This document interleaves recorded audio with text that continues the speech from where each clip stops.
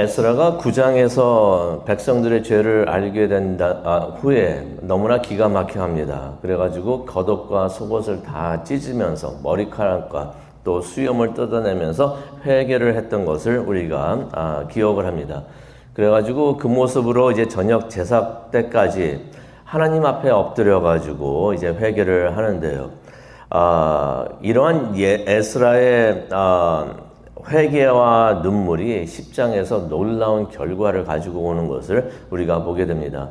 10장 1절을 보니까 이런 말씀이 있습니다. 에스라가 하나님 성전 앞에서 엎드려 울며 기도하며 죄를 자백할 때 남녀노소 할 것 없이 사람들의 무리가 지어서 그에게 모여들어서 통곡을 했다라는 말씀이 나옵니다. 한 사람의 진실한 회개가 온 민족을 움직이는 것을 오늘 말씀을 통해서 보게 됩니다. 그런데 에스라서 10장을 보게 되면은 이 10장의 요지는 많이 와서 회개를 했다라는 것이 아닌 것을 우리가 보게 됩니다. 그냥 많은 사람들이 와서 통곡을 하고 많이 울었다. 이게 아니라 진정한 회개는 어떤 모습인가, 그것을 우리에게 보여주는 것을 우리가 깨닫게 됩니다. 그 내용을 한번 보기를 원하는데요. 1절을 보니까 에스라가 성전 앞에서 엎드려서 울며 기도했다라는 말씀이 나옵니다. 성전 앞에서라고 말을 합니다. 이것은 무슨 건물 앞에서 회개를 했다는 말이 아니고요. 성전 앞에서 했다는 것은 하나님 앞에서 그렇게 했다는 것입니다. 하나님 앞에서 울며 기도를 했다는 것입니다.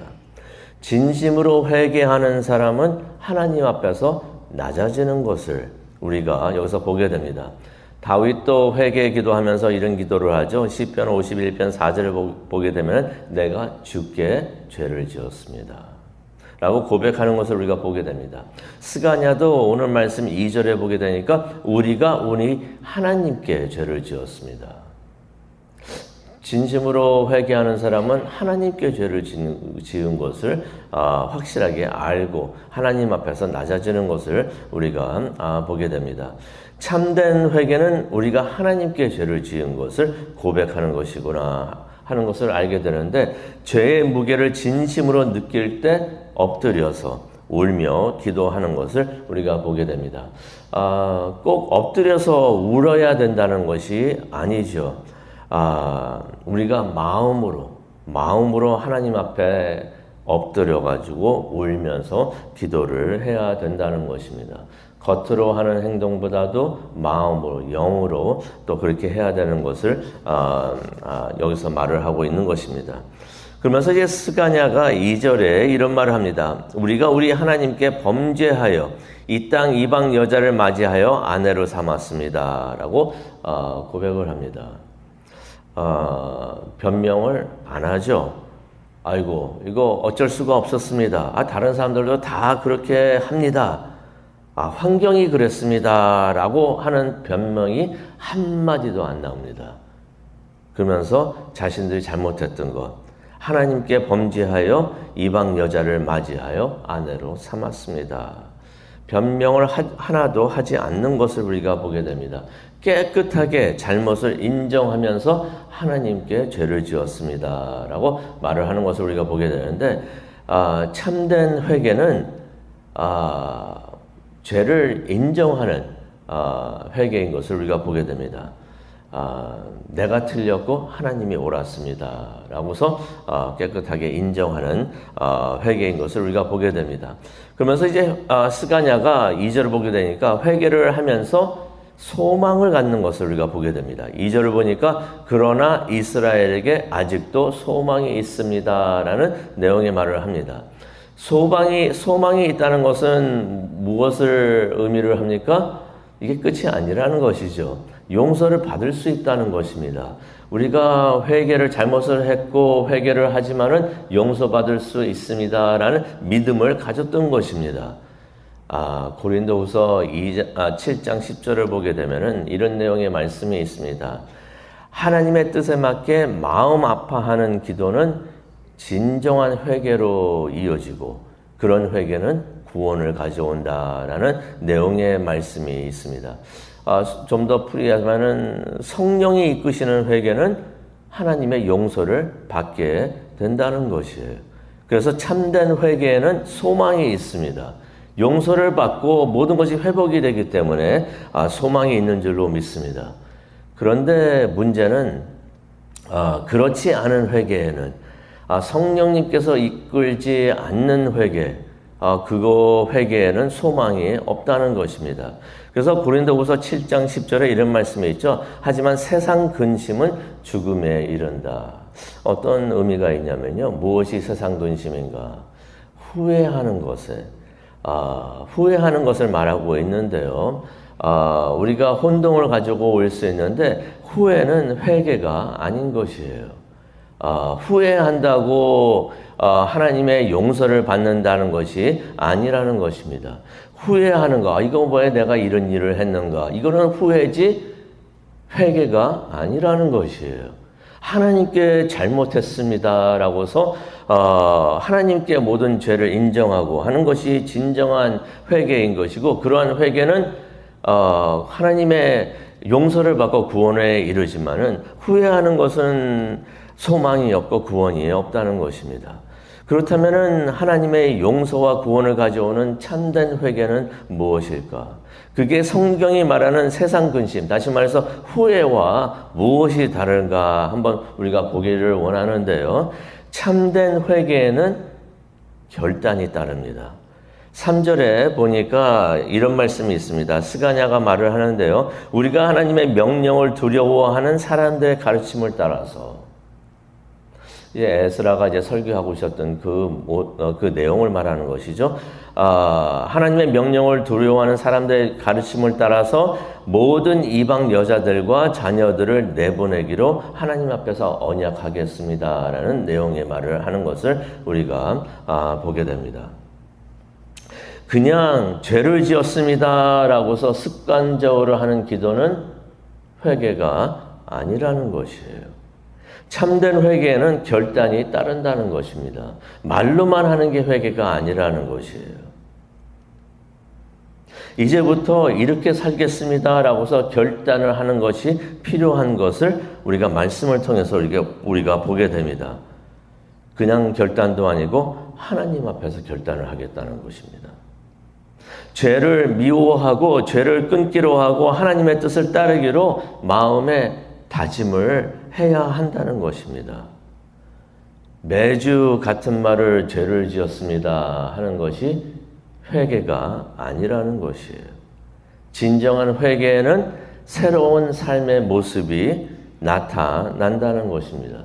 매주 같은 죄를 짓고 있다면은 이전에 했던 기도가 진정한 회개의 기도가 아니었다는 것입니다. 그냥 말로만 하는 그런 회개였다는 것이에요. 이 말씀을 보면서 한번 생각을 해봅니다. 혹시 우리는 습관적으로 아니면 정기적으로 회개하는 것이 있지는 않는가요?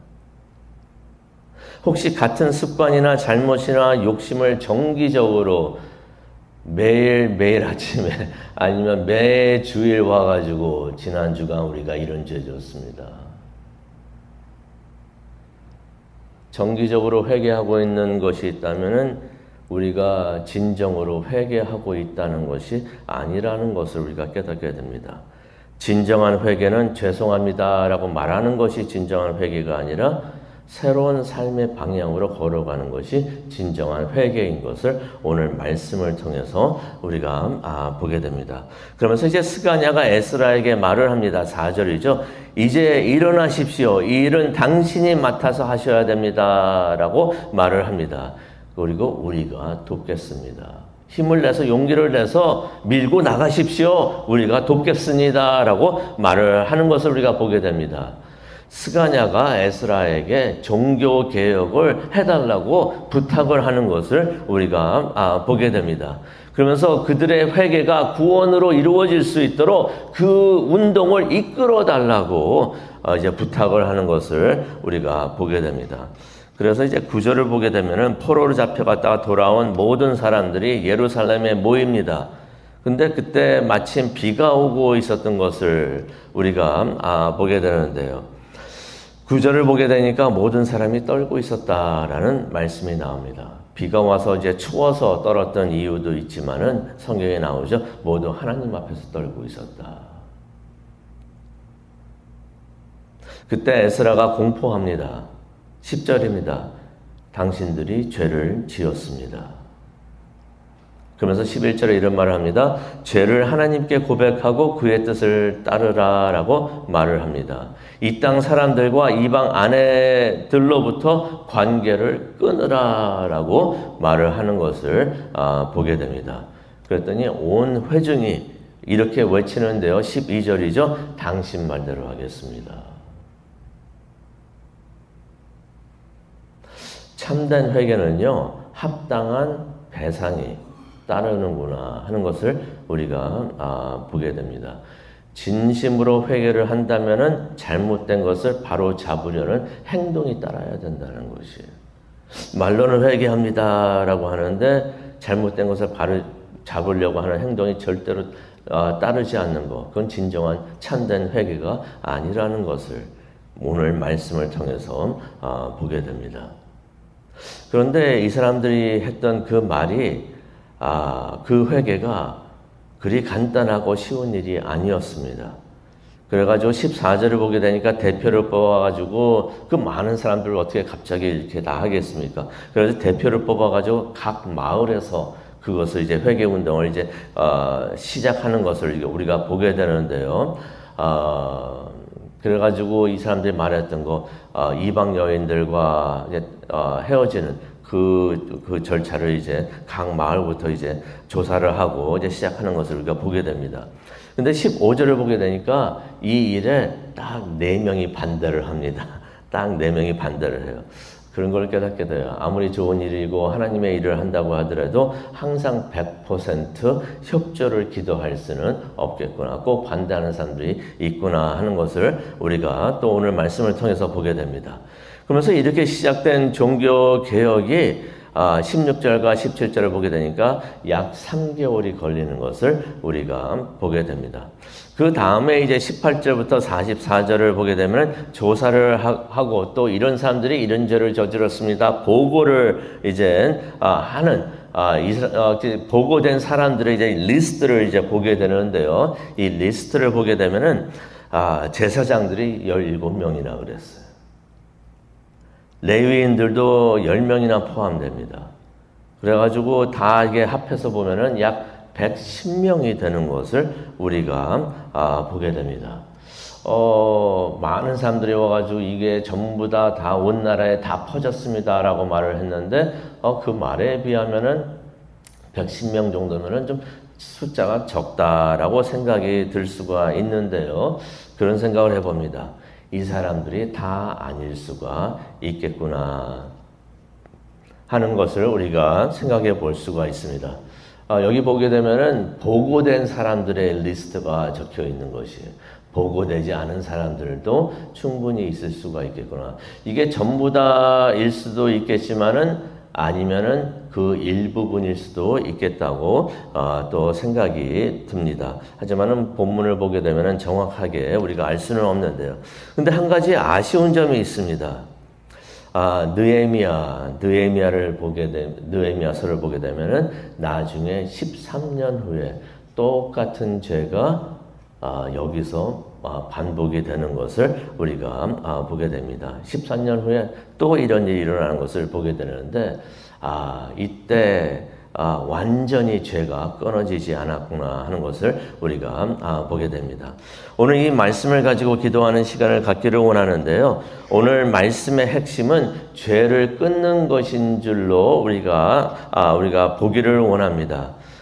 이런 일이 있을 때 무조건 이혼하라는 것이, 이혼이 답이라는 것이 하나님의 뜻이 아니고요. 여기서 에스라 10장에서 말하는 것은 죄가 있으면 죄를 끊으라는 것이에요.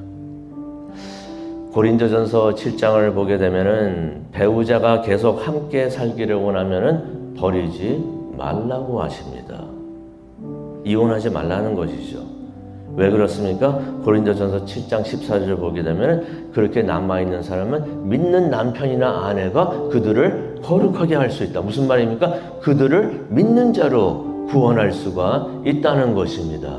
그래서 배우자가 비록 지금은 안 믿지만은 결혼에 남아있기를 원한다면 이혼하지 말라는 것이에요. 우리가 성경을 보면서 전체 하나님의 뜻을 우리가 보기를 원하는데요. 우상을 버리고 회개하는 이방인들이 나중에 이스라엘 공동체에 포함되는 것을 우리가 보게 됩니다. 라합도 그랬고 룻도 그랬던 것을 우리가 보게 되는데, 여기서 말하는 하나님의 말씀은 무조건 이런 경우는 이혼하라는 것이 하나님의 말씀이 아닌 것이에요. 어쩌면은 여기 에스라서 10장에 나오는 리스트의 사람들은 어떤 삶이었을까 생각을 해봤습니다. 어쩌면은 이럴 수도 있어요.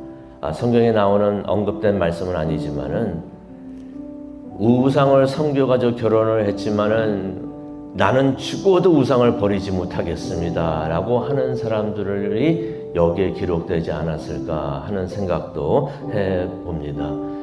우상을 버리지 않겠다고 하는 사람들과는 과감하게 연을 끊는 것을 우리가 또 생각을 해볼 수가 있는데, 우리가 오늘 말씀을 보면서 우리가 깨닫기를 원합니다. 죄는 우리가 반드시 회개하기를 원합니다.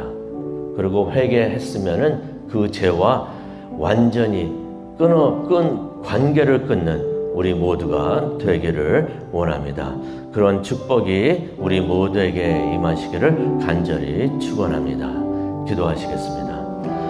하나님 감사합니다. 오늘 에스라서를 다 마치게 되는데, 에스라서 10장을 통해서 참된 회개의 모습을 보게 해주시니 정말로 감사합니다. 그러면서 우리가 기도할 때마다 지금까지 지은 죄 다 용서해달라고 하는 그 기도가 얼마나 참된 회개였는지 다시 한번 돌아보는 이 시간이 되게 하여 주시옵소서. 습관적으로 정기적으로 말로 하는 회개가 아니라 진심으로 회개를 하면은 그 죄와 그 죄를 끊어버리는 결단이 따르고 행동이 따르는 그러한 회개하는 삶을 살아가는 우리 모두가 될 수 있도록 하나님 우리를 인도하여 주시옵소서. 그러한 회개에 구원이 따르고 용서가 따르는 것을 깨닫고 소망을 갖는 우리 모두가 될 수 있도록 하나님 인도하여 주시옵소서. 그러한 기도를 드리는 이 시간이 될 수 있도록 성령 하나님께서 오셔서 우리의 기도를 인도하여 주시옵소서. 감사합니다. 예수님의 이름으로 기도합니다. 아멘.